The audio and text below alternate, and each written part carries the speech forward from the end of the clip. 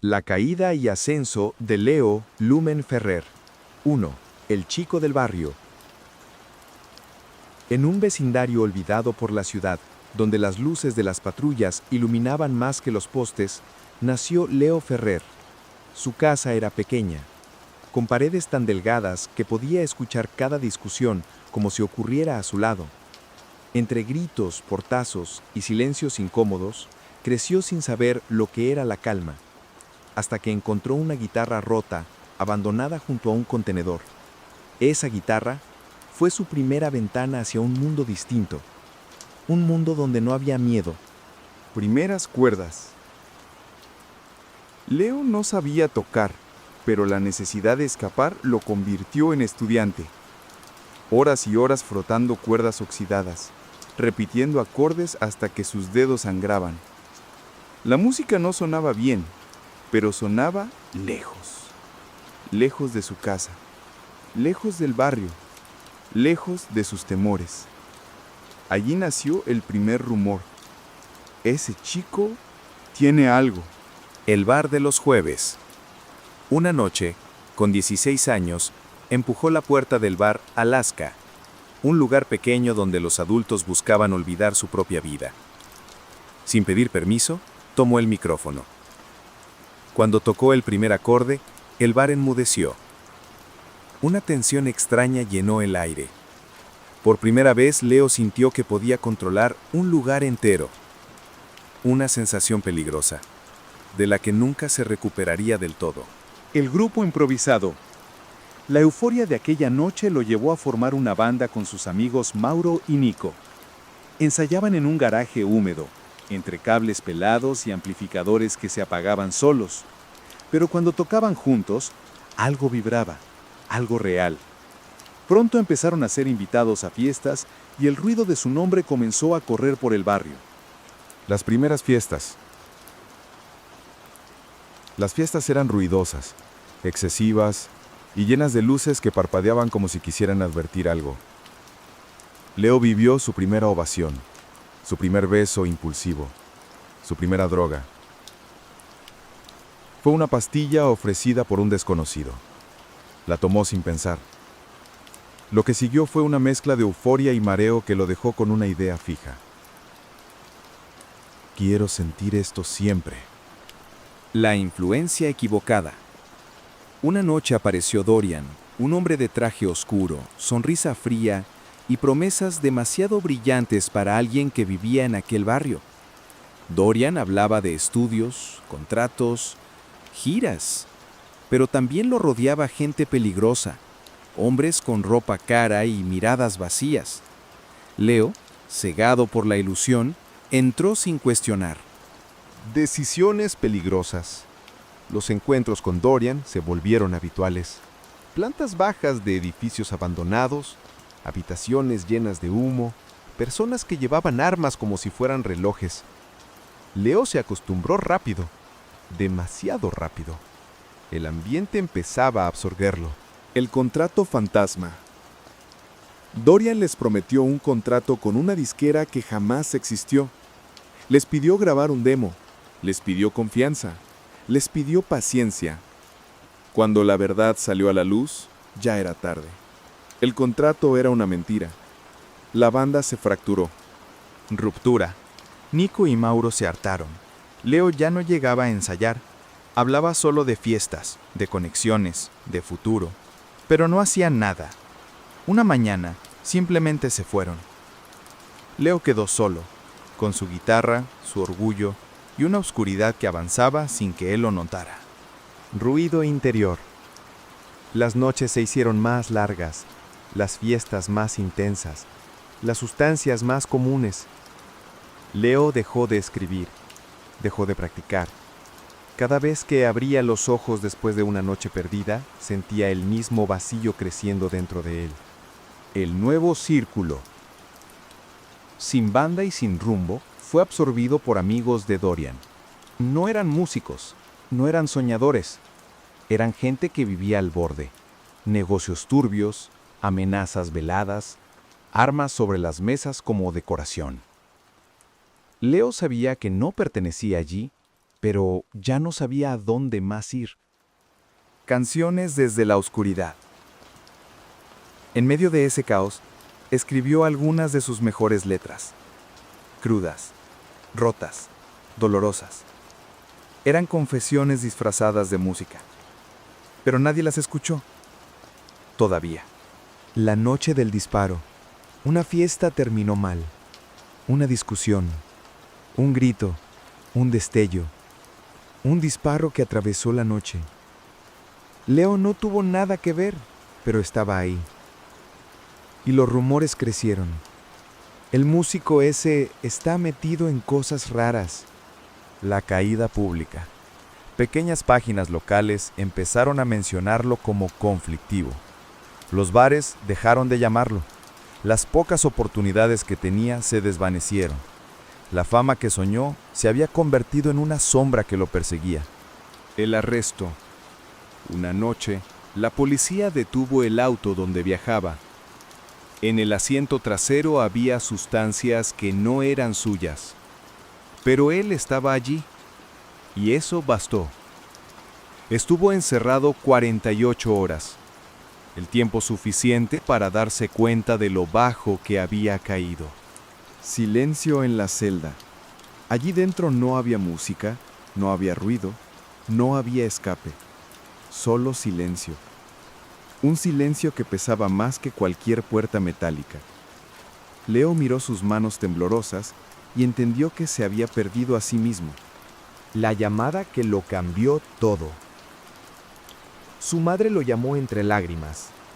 No lo regañó, no lo juzgó. Solo le pidió que regresara, que volviera a ser el niño que tocaba en su cuarto. Ese fue el golpe más duro que recibió. Una segunda oportunidad. Un músico veterano, Esteban, que lo había visto tocar en el bar años atrás, le ofreció trabajo limpiando cables y ajustando micrófonos en su pequeño estudio. Con una condición: si vuelves a lo de antes, aquí no entras más. Desintoxicación. Leo dejó las fiestas, los círculos peligrosos, las falsas amistades. Luchó contra su propia mente, contra sus ansias, contra su pasado. Volvió a tocar, y las manos le temblaban tanto que la guitarra sonaba como un lamento. Renacer creativo. Poco a poco, las canciones volvieron. No eran explosivas ni rebeldes, eran honestas. Era él, desnudo ante su propia historia. Esteban escuchó una de ellas y le dijo: Esto sí es real. El primer EP auténtico. Grabaron un pequeño EP, sin lujos, sin productores mentirosos, solo música sincera. Lo subieron a internet sin expectativas, pero algo extraño pasó. La gente conectó con su historia.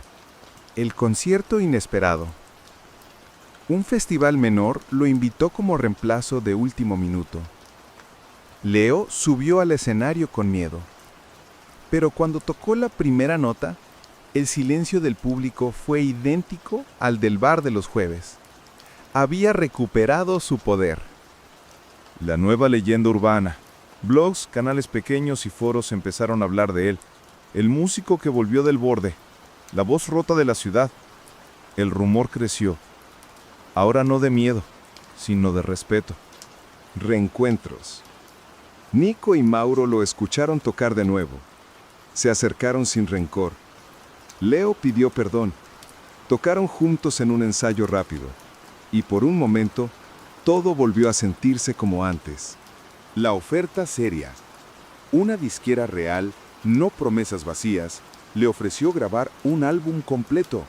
No querían su pasado. Querían su forma de convertirlo en música. El álbum de la redención.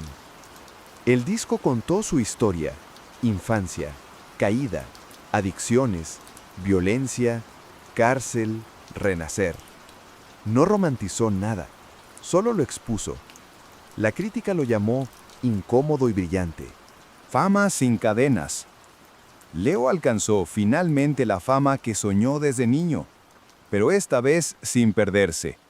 Usó su voz para advertir a jóvenes músicos de los caminos que casi lo destruyen, porque entendió algo fundamental. La luz no se alcanza por vivir rápido, sino por sobrevivir a la oscuridad. La última sombra. La fama llegó, pero con ella también regresaron fantasmas del pasado. Leo empezó a pisar escenarios grandes, viajar, grabar, firmar autógrafos. Pero cada noche, cuando las luces se apagaban y la multitud desaparecía, quedaba solo en un cuarto de hotel silencioso. Y era en ese silencio donde las sombras volvían a visitarlo. Un día, antes de un concierto importante, recibió un mensaje inesperado. Era Dorian, aquel hombre que casi arruinó su vida. Necesito verte. Hablemos como antes. Te conviene. Leo sintió un escalofrío antiguo recorriéndole la espalda. No respondió. Borró el mensaje. Pero durante horas estuvo inquieto, con el corazón acelerado, como si estuviera frente a una amenaza invisible. Por primera vez entendió algo. El viaje hacia el éxito no solo era subir, también era aprender a no volver a caer. Esa noche subió al escenario y, sin avisarle a nadie, cambió el setlist. Tocó una canción nueva, una que había escrito para enfrentarse a sus propios demonios, una que hablaba de perdonarse, sin olvidar lo que duele. El público quedó en silencio al final. Y en ese silencio, Leo sintió algo que nunca había sentido antes: libertad real. Pasaron meses. La gira terminó. El álbum fue un éxito mundial. La crítica lo celebró, pero nada de eso importaba tanto como lo que venía ahora. Leo regresó a su barrio. Caminó por las mismas calles donde había tocado por primera vez, donde había llorado, caído y renacido. Las paredes seguían igual, pero él no. Llegó hasta la casa de su madre. Ella abrió la puerta, lo miró y sin decir una palabra lo abrazó. Un abrazo que duró años. Años de miedo, de errores, de heridas, de perdones. Esa tarde Leo fue al viejo bar de los jueves. Entró sin anunciarse. Tomó la guitarra. Esa misma guitarra que una vez lo hizo sentir poderoso y perdido al mismo tiempo. Y tocó. No para el público, no para la fama, no para demostrar nada. Tocó para el niño que fue, para el joven que casi se destruye, para el hombre que logró levantarse. Al terminar sonrió por primera vez sin tristeza. Mi nombre es Leo Ferrer, susurró mirando al vacío.